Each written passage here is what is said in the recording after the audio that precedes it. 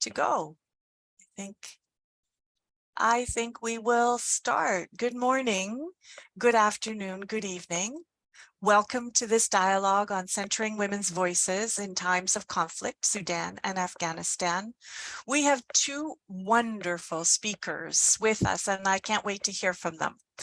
I'm Beth Woroniuk, Vice President of Policy from the Equality Fund and the Chair of the Women, Peace and Security Network. I use she, her pronouns. I'm joining you today from the traditional and unceded territory of the Algonquin Anishinaabe people. I'm grateful to the Indigenous people who have walked this land since time immemorial and acknowledge that much remains to be done on the path to reconciliation.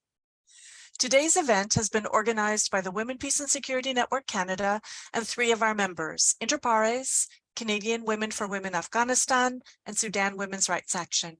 We're also very grateful for the support of the Regional Coalition of Women Human Rights Defenders in the Middle East and North Africa, Vital Voices, and the Global Fund for Women.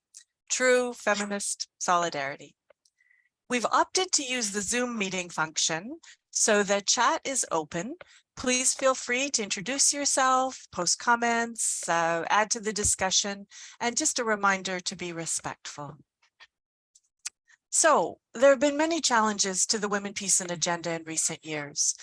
We have many global norms calling on states to increase women's participation in peace building and negotiations and to provide protection for women in general and women human rights defenders in particular, and to ensure that humanitarian support meets the needs of all women, LGBTQI people, girls, and for those not convinced by the appeals to human rights arguments, we have a growing body of research outlining the concrete gains that are made when women's organizations and feminist movements thrive, engage, and meaningfully participate in peace and recovery processes. Yet, recent world events raise many questions about the effectiveness of the Women, Peace and Security agenda and the priorities of states and international organizations. The voices of feminist activists, women human rights defenders, LGBTQI activists are marginalized in international dialogues, and the rights of women, girls, and gender diverse people are trampled on in today's conflicts. So today, we are fortunate indeed to hear from two activists and get their perspectives on what is happening in Sudan, Afghanistan, and globally. So I'm very pleased and honored to welcome Sara Abdejlalil, a Sudanese British pro-democracy activist and leader in the Sudanese diaspora. She was the former president of Sudan Doctors Union, UK, and a spokeswoman for SPA, the Pro-Democracy Union's coalition during the historical peaceful resolution of 2018-2019. Currently, she is a member of Sudan Doctors for Human Rights. Sara is a pediatrician and fellow of the Royal College of Pediatrics and Child Health. She works as a senior doctor at the National Health Services in the UK and advocates for children's safeguarding and well-being. Thank you, Sara, and we're very grateful to have you with us today. We're also joined by Fawzia Koofi. Fawzia is a distinguished women's rights activist from Afghanistan. Coming from a political background, she made an early mark as a politician, serving as a member of the Afghan parliament from 2005 to 2019. During her time in office, she tabled many laws that advanced the rights of women and girls. Put under house arrest by the Taliban in August 2021, she managed to escape. Since then, she has been a tireless advocate for women in Afghanistan. Fawzia is an author and has been recognized many times over by global media and has been awarded many prestigious prizes for all her work. Thank you, Fawzia, for being with us, and we're very grateful for your time today. Fawzia, I'd like to start with you. Earlier this week, the UN Special Rapporteur on the situation of human rights in Afghanistan, Richard Bennett, told the Human Rights Council, grave, systematic, and institutionalized discrimination against women and girls is at the heart of Taliban ideology and rule, which also gives rise to concrete concerns that they may be responsible for gender apartheid. I know it's difficult to summarize, but can you give us 2 or 3 key points on the current situation of Afghanistan that you think it's important for people on this call to know? And thank you. Thank you very much, Beth. It's a pleasure to join this panel with Sara, and thank you everyone for joining. That indicates your interest over an issue which is no longer making a headline. Afghanistan and the suffering of women, and especially the suffering of everybody, is no longer making headline because apparently the world is only able to handle one crisis at a time. When one crisis arises, the other one is completely washed from the media outlets, and this is the case of Afghanistan. I think even Ukraine is no longer, making the first headline. In terms of the situation, obviously the situation of women in Afghanistan is very unique and very different from the rest of the world. I would like to give some figures, but probably give you a hint of how the situation is. From 27% of women in the parliament before 15th of August 2021, already it's more than 1 year. It's about to be 2 years. There are 0 women in the parliament, and in fact, there is no parliament. From 32% women in civil servant commission, there are 0 women in civil servant commission or working with the public departments, except health and education and the passport department. 11 million children were going to school before the fall of the previous government. Now, girls beyond grade 6 are not allowed to go to school, and girls in the university are not allowed to go. In my contacts with the women from across Afghanistan, from the students that I, are enrolled in my schools that I established across Afghanistan, they tell me that I can feel the mental health situation is getting worse for women. The reports from media indicate that there is a sense and a tendency towards suicide that increase among the women because they see that there is no future. The future is dark. And one of the girls actually from a very remote area of Afghanistan, from Ghor province, when I talked to her to get her views about the school education that we provide to her, she said, Ms. Koofi, I feel that the sky is falling in my shoulder. I'm carrying the weight of the sky and I don't see anymore the moon or the stars. It's only easy for us to listen to this or for me to talk about this while not being on the ground. They carry the main burden. And unfortunately, many of these military extremist groups in Afghanistan, in Sudan, in Yemen, in Syria, in Libya, in many parts of the world, they actually take women as a hostage because they believe that the more the women are strong, the woman's strength and power, the educated woman will shrink the space for these military extremist groups. In case of Taliban, actually, they see the woman as their enemy, and they see an empowered woman will never allow her daughter, her son, to become a suicide bomber. And that's why they want the women of Afghanistan to be uneducated, because it goes against the Taliban's ideology, not against Islam. What Taliban do is also in contradiction again, on the principles of Islamic values. I stop here and I look forward for the conversation. I allow time for more conversation and question so that it becomes an engaging discussion. Mm. Thank you so much, Fawzia, and for kicking us off in such a good way with that overview of touching on those key points. And hopefully we'll be able to come back to this idea of women as hostages and some of the concerns there. And Sara, now I'd like to turn to you. Sudan does, as Fawzia said, sometimes it comes in and out of our nightly news and the attention of decision makers. Sometimes we hear of active fightings, we hear of truces, but then violations of truces. We've had very, very disturbing reports of violence against women and lack of health care. I'm wondering what you think it's important for us to know about the current situation in Sudan. Thank you very much for the invitation and for the organizers. And thank you for your interest in Sudan and in Afghanistan. And I agree that it seems that the platforms for, I'll say, the suffering of the people is not always there. So for Sudan as a background,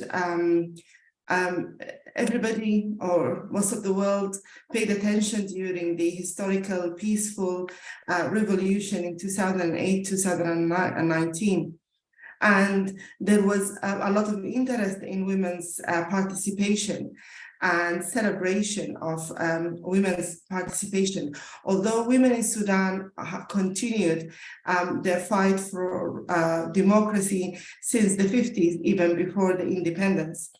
So for me, as a Sudanese woman, there's nothing new. It's just the world realized that. And then, unfortunately, things went from bad to worse, and that's because the political dilemma in Sudan, and where the previous regime, the Islamist regime, was not dismantled appropriately, and therefore they continued their trial to get back into power, and they stopped all opportunities for justice, for accountability, for reestablishing the civic state in Sudan. And despite all of the sort of pressure on women in the last 30 years or above, the women continue to be, active at the forefront of the fight toward democracy. So if we look at briefly what happened since April 2019, since the removal of Omar al-Bashir as an icon for the dictatorship, his removal was not enough, because it's not about an individual person. It's about, rejecting the whole ideological principle of that political party. And then in June 2019, a massacre took place by the same sort of group. And that was like sort of trying to demolish our peaceful resistance, because the sitting had this symbolic it was a symbol for the new Sudan, the multicultural Sudan, the tolerant Sudan, where you can find women talking, debating, music, art from all over, all parts of Sudan. And then sadly, in October 2021, we had a military coup. Once again, democracy was diverted away, assassinated, and we went back to a military dictatorship. What we're seeing at the moment is very, very serious in Sudan, because there is the armed conflict between yesterday's alliance, they become today's enemies. And so they were participating together in a lot of crimes against humanity in the west of Sudan before, but now they are fighting against each other for power. And those who are suffering are the people in Khartoum, in Western Sudan, and even in other parts. And women are struggling because they are facing the dire situation of the armed conflict, the dire situation of no access to health, so antenatal care, the dire situation of lactating mothers with children with possible, malnutrition, the girls, a lot of reports about sexual violence and rape by men in uniform, and as well the journey to flee for safety, for shelter. At the moment, Sudan, all of the exits are blocked. So we don't have the ability to apply for a refugee status. So if you go to the north, you have to apply for visas, and the visa for your kids, and you have to have a passport. There are a lot of women who don't have passports. Okay, if you go to the east, it is blocked. Just recently, South Sudan closed the border. In Chad, there is a disaster.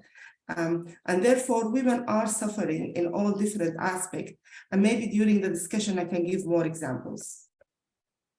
Thank you. Thank you for making a very complex and multifaceted situation understandable for us. I think that's really helpful. And one of the things that I heard from both of you is that we had a period of optimism. We had a period where things were better, both in Afghanistan and in Sudan. And what we've seen in this recent time is this turning backwards.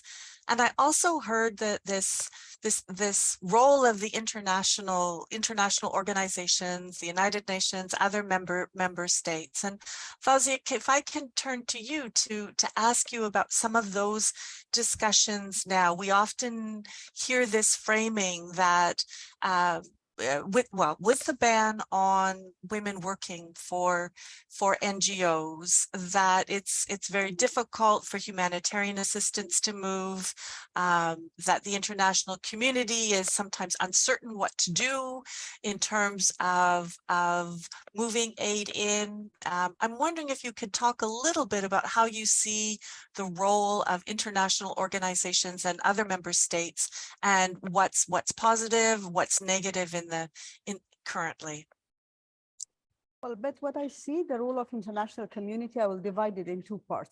The first is the role of the UN and humanitarian aid, which obviously are on the ground. Their operation is needed. People, Afghanistan being a rich country is, a poor nation, unfortunately. It's a country full of resources. It's geographical important location connecting Central and South Asia, can be a potential hub for, connectivity. The young population could be a driving force for the work.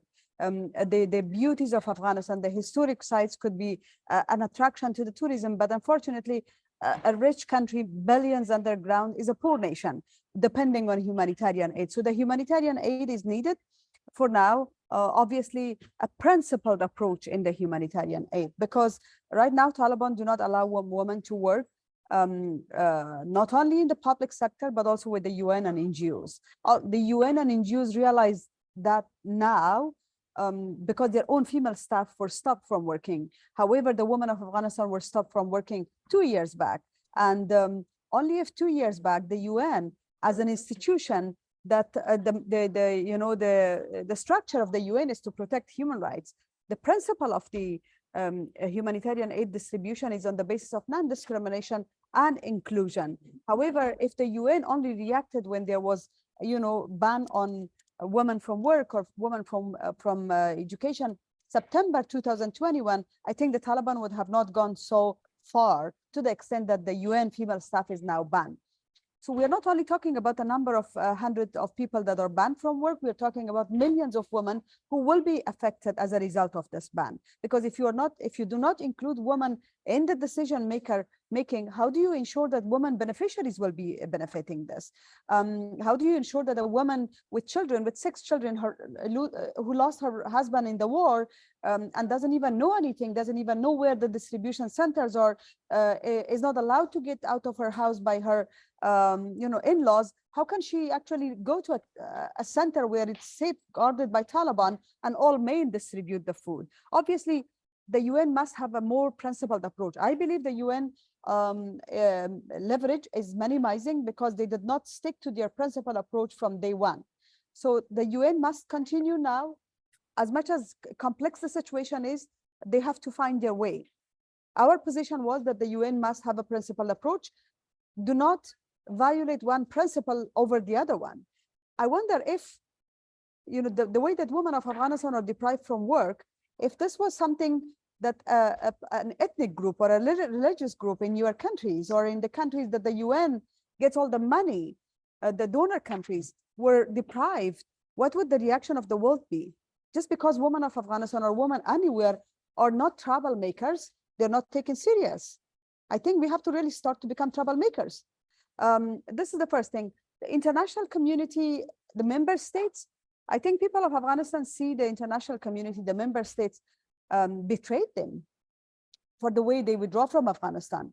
We were told that we are there in Afghanistan to build the nation, to support the people of Afghanistan, fulfill their democratic rights. For 20 years, we were in the forefront of protecting our democratic rights. But then the international community came and said, well, our soldiers are not here to protect women's rights. Our soldiers will not lose their blood to protect women's rights, which we understand.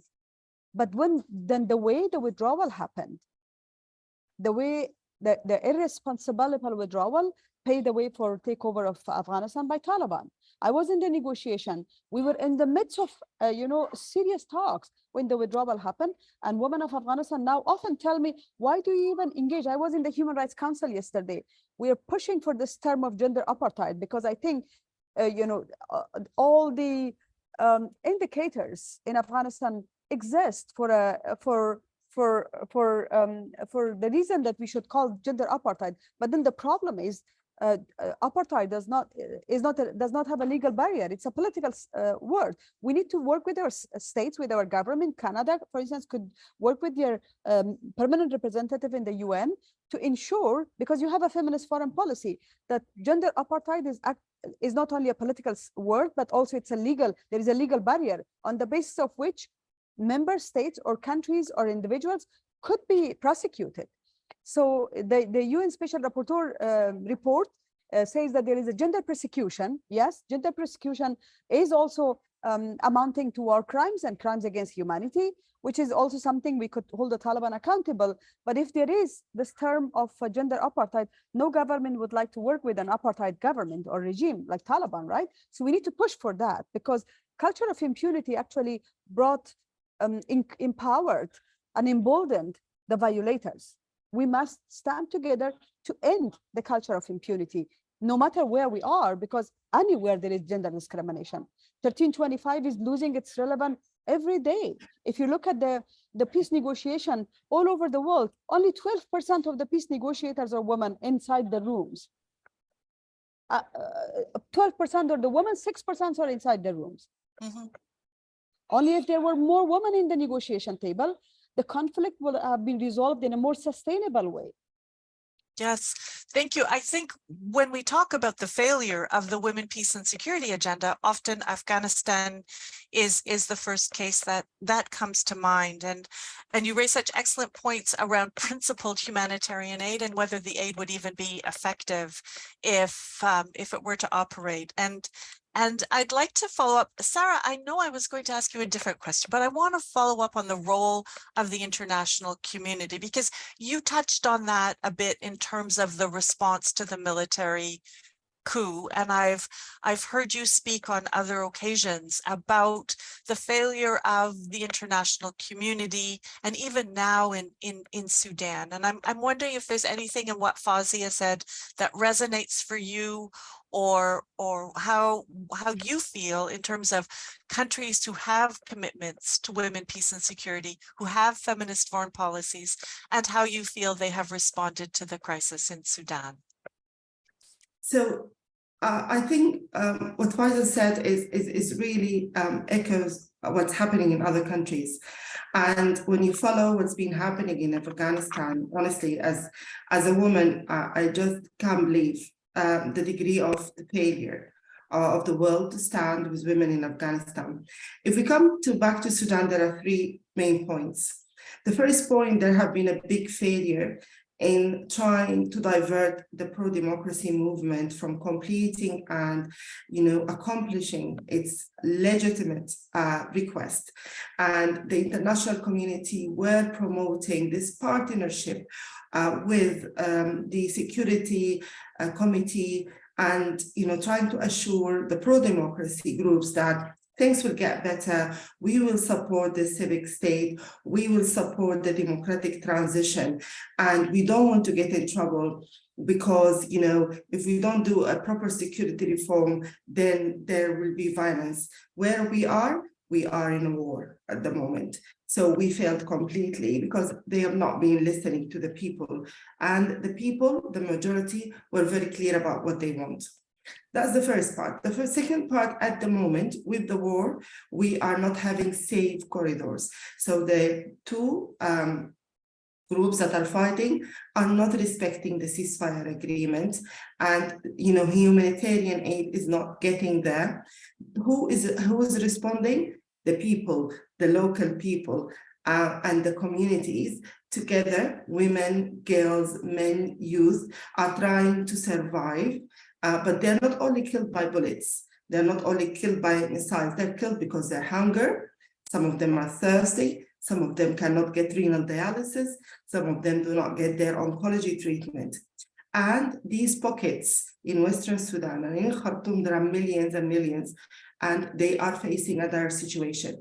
Now, I would like to conclude by, if you read the Rome Agreement and all of the documents from the African Union about governance, or the UN documents, or the EU documents, and you put them together, you can see that you cannot skip a paragraph without finding a human rights violation or crime against humanity, very clearly written, reflecting what's happening in Sudan, in Afghanistan, and in other countries.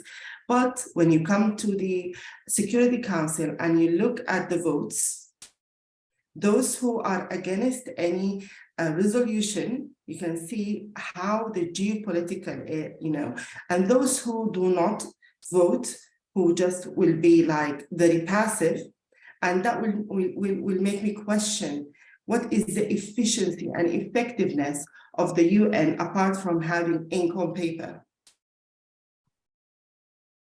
That's quite the challenge to end on. Thank you for that, Sara. And I think those are three excellent points in looking at the interaction of the international community and the UN in Sudan. I have one more question for both of you, and then we'll open it up for questions from the audience. You've given us general profiles. You've talked about the interaction of international organizations. I'm wondering if we can turn now to how women are organizing. You've talked about the impacts on women on the ground, and some of the challenges. What's the response? What's happening inside Sudan, Afghanistan? I know a lot of activity is also happening outside Sudan because of forced exiles. What's happening in the diaspora? Maybe Sara, I'll go with you first, and then over to Fawzia. So the response from concentrate on the Sudanese, outside Sudan, or the diaspora, but mainly Sudanese inside Sudan, has been very, very, I would say, strong. And I'd like to go back to 2021 when the military coup happened, that millions went to the street immediately, the same hours, to reject the military coup completely. The only, I would say, glimpse of hope and the only light that I can see at the end of the tunnel is what we call the neighborhood committees in Sudan. And they have been established now for almost 10 years. They have been evolving and changing as things are changing in Sudan. But this emergency response room or neighborhood committees, the women have been active parts on them.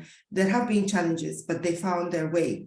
And I recently interviewed one of them, and the two representatives were very young women. I was very impressed about how they are organized, about how they're applying governance, about transparency, about awareness of their obstacles, and about their initiatives about working together and cooperating with other groups. There has been several movements rejecting war in Sudan led by women. And there has been several on the ground sort of initiatives to try to support women, whether with shelter, whether with food, whether with health. But women at the moment are facing sexual violence as a tool of war.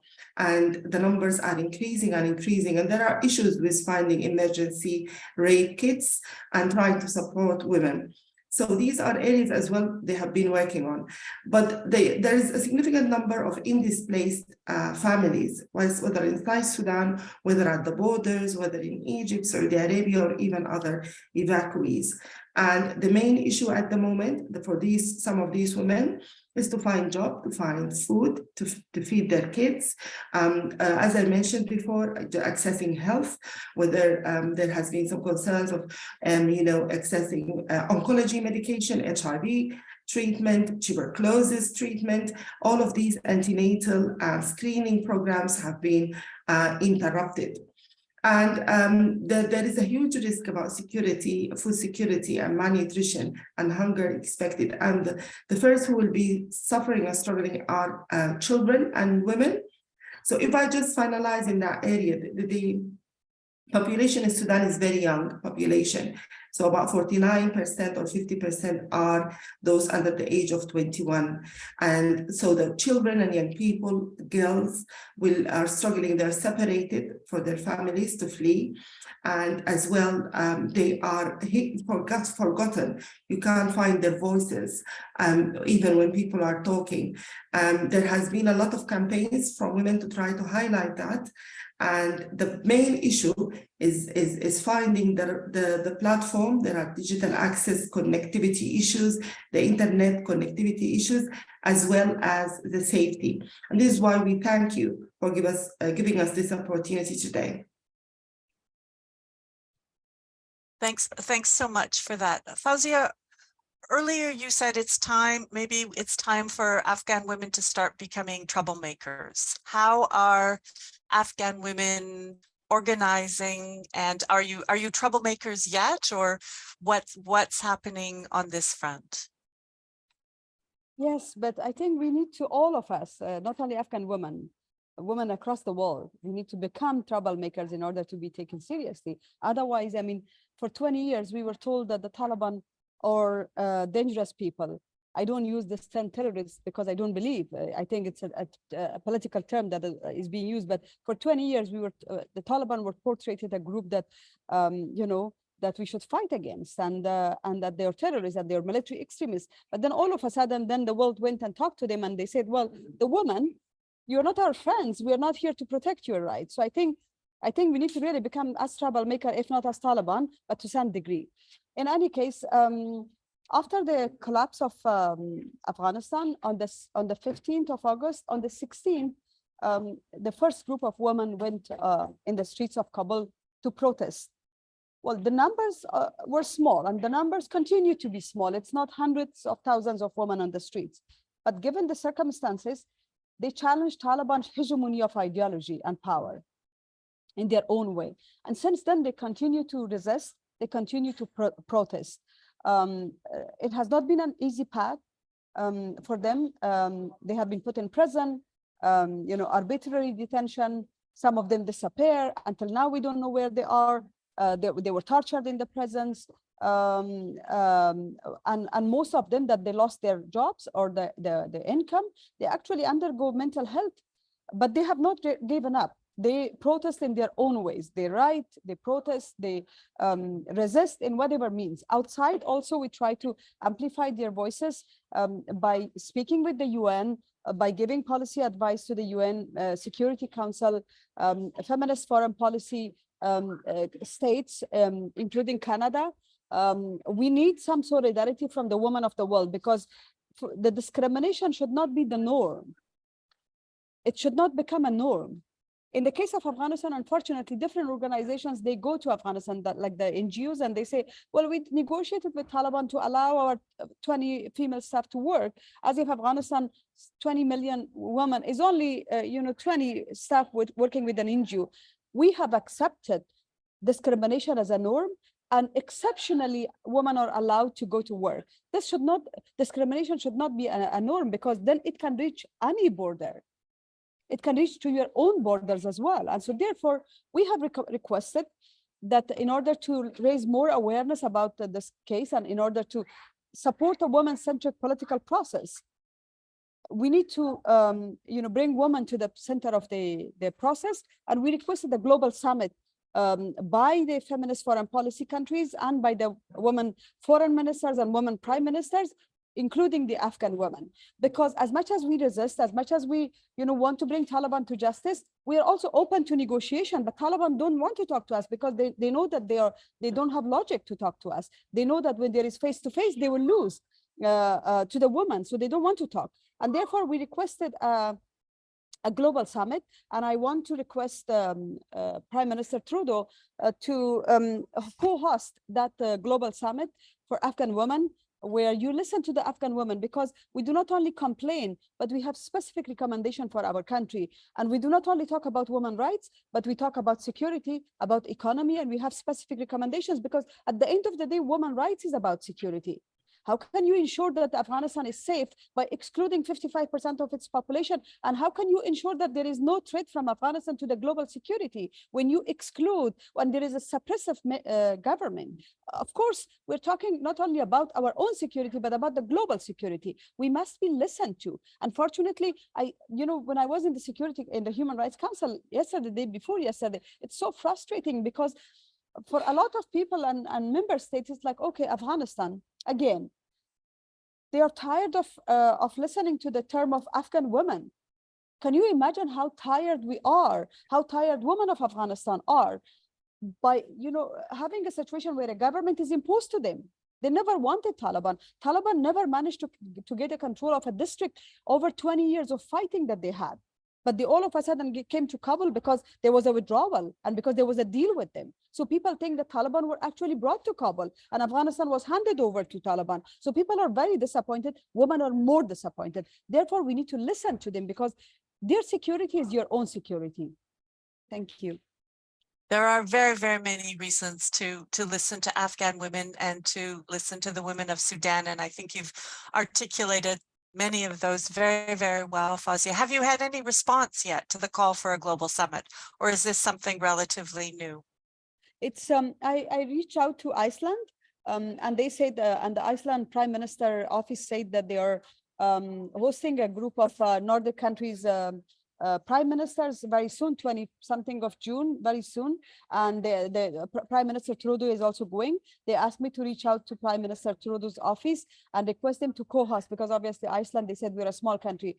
If this is co-hosted by another country, we'll be happy to do it. So maybe there are people in this call who are close to Prime Minister Trudeau's office. I urge you to get this message to him, because it's important that we highlight this. How can we think that, gender apartheid in Afghanistan is okay, and the rest of the global community and the feminist organization watch it and just make a statement? Thank you for that. And one of the questions we wanted to get to also was, what actions you'd like people on this call to take? What can those of us hearing this as in solidarity, as women, peace and security activists, as feminist activists, what can we do to support? So you've already started on that. We have a question from Joe Rodriguez, who is an active member of the Women, Peace and Security Network, in the chat. And she's thanking you for the challenges and asking what is happening now that we can build on that's effective. Sarah, you've already provided the example of the neighborhood committees that have been working and have done very important activities. Fawzia, you've talked about how these incredibly brave women, I've seen the pictures and they're absolutely incredible, of these women on the street protesting in front of the Taliban. Fawzia, you've raised the point of the global summit. Are there other steps that we can take, or are there other examples of what's already happening that's effective that can be built on? Sarah, over to you, either of those two questions. At the moment, when we look at what's happening in Sudan, our priority will be to save lives and stop the conflict. And therefore, our question is for ceasefire. And that will not happen, obviously, with just only negotiation. There has to be very strong, sanctions against those who led that, targeted sanctions. We have been asking for that in June 2019. We have been asking for that in October 2021. We have been asking for sending Omar al-Bashir to ICC because it's a symbol. So if my son, who's 13 years old, he looks for all of these men who make all of these crimes and they're still there, free, they have nothing, no accountability at all, what are we telling the youth? The second part is localization of the humanitarian aid. So the UN and the international community cannot work, it's not business as usual. We don't have a government in Sudan since 2021 and the coup. We don't have the ability to go through all of the bureaucratic paperwork and signatures so that people can get the fund and they can live and they can survive. So we are preparing ourselves to work in an innovative way so that the aid can reach those who are really in need of this, rather than just going somewhere and disappearing. Regarding the women and girls, it is very clear that there are a lot of trials to hide this, to hide what they're facing, specifically, gender-based violence, and trying to make the story, disappear from the news, and that there's nothing happening. In fact, it is one of the major tools that are being used at the moment, with very, very distressing, accounts. Yesterday, I had a call from a connection of 4 or 5 of my friends from different parts of the world. We are not able to sleep. We are not the ones who have been facing this, but we are not able to sleep. We have nightmares. As Fawzia said, there's a lot of mental health. One of my colleagues, actually a senior psychiatrist, she herself said she cannot cope anymore with what's happening and with all of the stories about, rape of women and girls in Sudan. Our heart goes out when we hear these accounts. We stand in solidarity and hope that we can help bear witness to this and to change. And the same to women still in Afghanistan. I know many of the people on this call, Fawzia, have been active in trying to support women as they tried to leave Afghanistan in the 6 months after the fall of Kabul, and how they are still, we know that there are still many women who are trying to find safe, activists who are trying to find safe, a safe place to live and be within their families.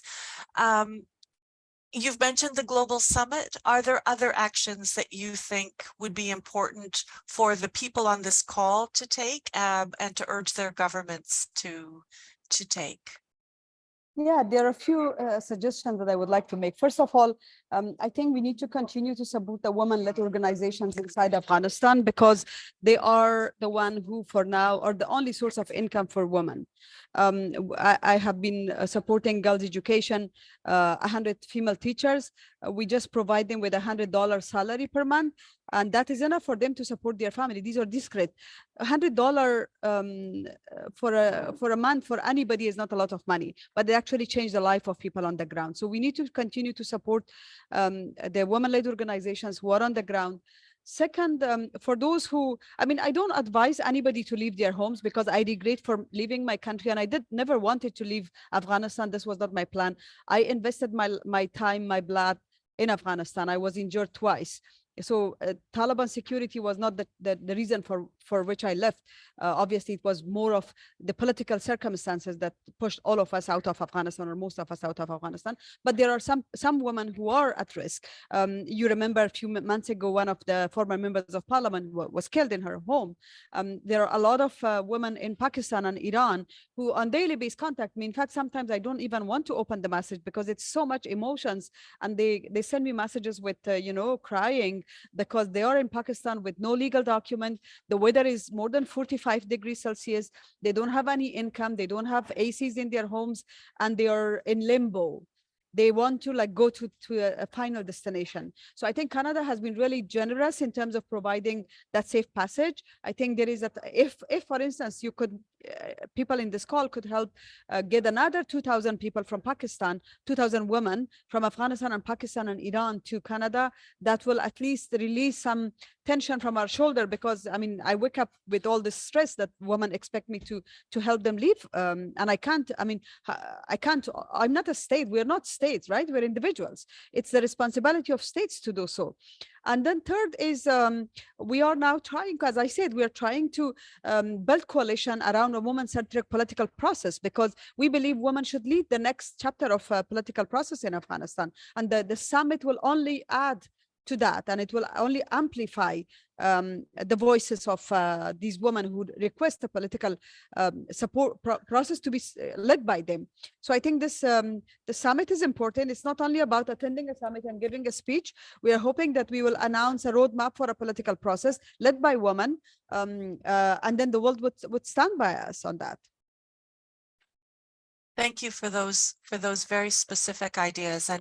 And indeed, in addition to the physical suffering, the mental health is so very important. And I know, even though it's hard for those of us on this call to listen to what you're saying, I know it's way worse for the people who are actually living through it. I'm wondering if there are other questions from the people on this call. And we might be able to squeeze one or two in. And as people are writing or thinking, another question I have for you is, Fawzia, you mentioned the frustration of hearing, oh, not Afghan women again. And Sara, you've mentioned the attention coming and going of the international community on Sudan.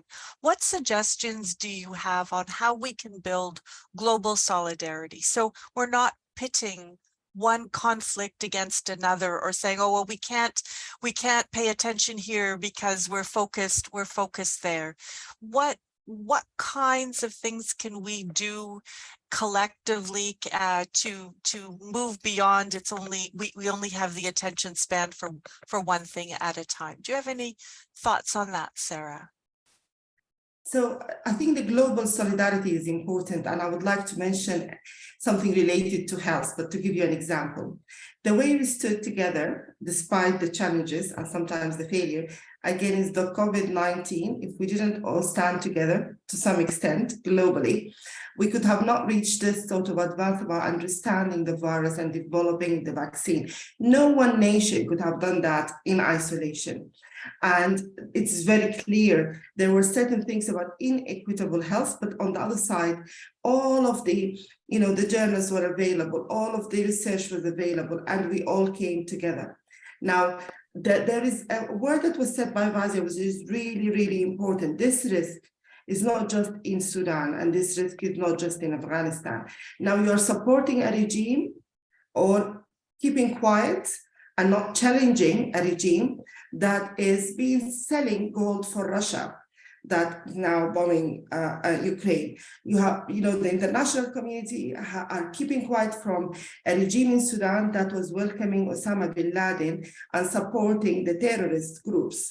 So we are Sudanese struggling, but what will happen will extend in Africa and will extend outside. And the risk is for everybody. And we don't want what happened to happen to other people. I think that we have to challenge as well the leadership of certain organization, and the people themselves have to challenge this leadership. And I believe in people-to-people connection. So I'm more interested in organization in Canada or in America or in Europe or anywhere where I'm talking to people more than talking to just governments, with unions, with women's group. This is where the real pressure comes, so that the other governments, like I'm in the UK now, so working with other organizations to put pressure on the British government to request, explanation that may make them think twice, rather than trying to find a place where they feel comfortable and think like, I don't want to do more than this. That's enough. The same thing that is said about Afghanistan is said to Sudan. It's like, oh, once again, another military coup, as if you are just born to get to have military coups all the time. And this hurts us a lot, because we have been fighting, killed, tortured, everything to get democracy. We have not been passive. We have not accepted military coups. We have always been fighting for our democracy, and we are not a passive nation. There is no passive nation anywhere. I would like to end to say that there are certain, horrific examples of our colleague back home doctors who are working in very difficult situation. And this is why I feel like I'm sitting now, I'm talking in the UK. I just feel so small. They are standing there trying to save lives, but they are threatened. Our leader is a female, other colleagues are threatened, their families are threatened, and they are facing significant sort of violation. And, we have to stand in solidarity with them. Before I turn to Fawzia on this question, Sarah, there's a question in the chat from another doctor who was on this call, Karen, and she's asking about the role that medical women can play nationally and internationally on women, peace and security. Is there a particular role? And she's asking about the Medical Women Federation of the UK and the Medical Women International Association. This is an example of people to people. This is women doctors, women, medical women from around the world. Do you see a particular role for organizations like this? Definitely, there's a lot of areas. First, about advocacy, that's one, but there are direct effect about, we're doing a lot of work about telemedicine. But despite what's happening, we're receiving WhatsApp questions from mothers. I would say most of the calls I got from mothers about their kids, what should they do? So we need support with logistic technology and connectivity so that we can help them. There is a lot of work that can be done by building field hospitals. We have been begging for building field hospitals for internally displaced people because of the fragile health services. In other states, this has not been done. For those who are dying at the borders, in the northern border of Sudan, the elderly have been dying because the area is not organized. There is no infrastructure for refugees. And therefore, there are a lot of areas in health, and health is integrated and connected with other services to support those who are trapped or those who are displaced internally or externally. Thank you for that. So back to you, Fawzia, on the question of global solidarity, of how can we support building global solidarity. Sarah mentioned the point that you had raised earlier, that the security threats don't respect the borders, that what's happening in Afghanistan, what's happening in Sudan does have implications in other places. Are there other suggestions or ideas you have on building global solidarity? Absolutely. I think we need to make the international institutions work to bring to create an accountability mechanism and bring the perpetrators of crimes against women on the basis of gender to justice. The ICC, the ICJ must become functional organizations. The term gender apartheid is very, very important because yes, gender discrimination exists anywhere in the world. The world is a very unjust place. It's just the extent probably or the way it happens is different. And so therefore, the more we hold people who commit discrimination on the basis of gender to justice, the more we create a safe environment. I think the two should go parallel. Yes, we would like to talk, we would like to pursue political dialogue. Women would like to be part of it. We would like to lead. But meanwhile, I think there should be some level of pressure over these groups and individuals. Without pressure, they will not feel the need to come to negotiation. In case of Taliban as well, we need to bring them to justice. ICC must become active. We need to all campaign for this term gender apartheid to become a legal issue so that people are brought to justice. And talk to your governments, as simple as that. Send, even if it's $10 to Afghanistan to save them, the people. It is temporarily. I know I feel bad to speak from a country that is so rich in resources about $10, but unfortunately, this is the new reality of people in Afghanistan, the new reality because of the wrong politics of the world leaders and because of something they are not to be blamed. It's the world leaders actually brought this situation to them. We also as politicians must take some responsibility. So yes, support to the women on the ground in Afghanistan, to the women protesters, to the women civil society, to those who cannot raise their hands. But in terms of global solidarity, support this global summit for women of Afghanistan, but also make the institutions function. ICC, ICJ, and other institutions to become responsible and responsive to the current need of what's going on in the rest of the world in terms of gender-based violence. Yes, certainly strengthen global institutions. There's been a discussion of the ineffectiveness of the Security Council, the International Criminal Court. I think all of these in looking to end impunity for violence against women are very, very important. I know we just have a little bit of time to wrap up. So we've talked about some very difficult things. The situation in Sudan, the situation in Afghanistan and elsewhere is very, very difficult, and there are many challenges. I'm wondering if you could conclude a minute with, is there anything that gives you hope in these days? Are there things that you turn to in some of these difficult times? Fawzia, over to you, and then we'll ask Sara to wrap up. Yes, I try to find a glimpse of hope in the midst of all of this. Especially, it is very, very difficult personally for me because I never hoped or wished that I will not be in my country with the people. When I wake up in the morning and I look at my phone and I look at the messages and the photos that these women protest and share their photos with me, the videos with me, and I'm like, I wish I was there with them because they gave me all the love and passion during good times. But one thing that keeps me moving and keeps me motivated to continue to do what I want to do is, first of all, the reaction of Taliban. Like they reacted strongly toward the UN Human Rights Council report. I'm sorry for the noise. And that means that they are actually affected by that. And then the resilience of women of Afghanistan. Women will lead the next chapter of the history. We just need to stand with them. By standing with women of Afghanistan, we will stand in the right side of the history.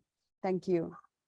Thank you so much, Fawzia. And I know sometimes it's difficult when you're speaking to also read the chat, but there are lots of sentiments of solidarity, of people standing with the women of Afghanistan, the women of Sudan, and thanks for your actions and your brave words as well.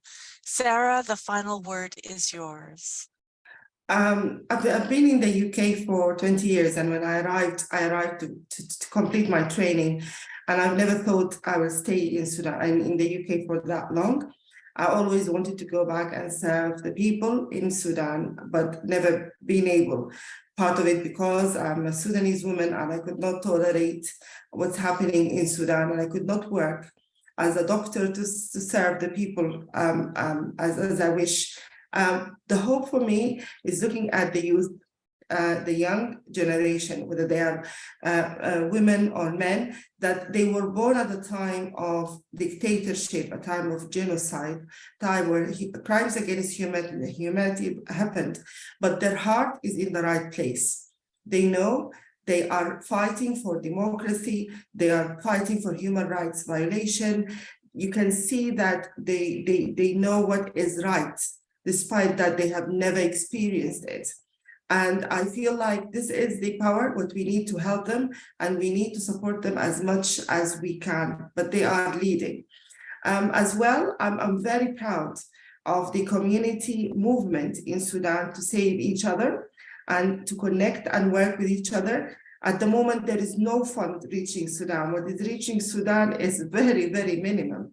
But how people are surviving by this strong community work together. And if there is a community and people who are supporting each other like that, they deserve to lead on their country, and they deserve to have their legitimate hopes achieved like anybody elsewhere in the world. There is no difference whether you are in Africa, you're in Asia, or in Canada, or Latin America. And I think we need to as well address this global human rights for everybody. Thank you, Sara. Thank you, Fawzia. I know we've heard many difficult things on this call, and we know that you live these daily. Thank you to all your colleagues. We appreciate the insights, your analysis, your time today to share that with all of us. Thank you to our organizers, and we're very grateful to all of you.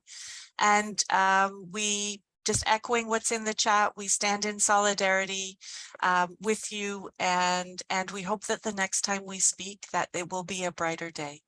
Thank you all for joining us today. Thank you very much.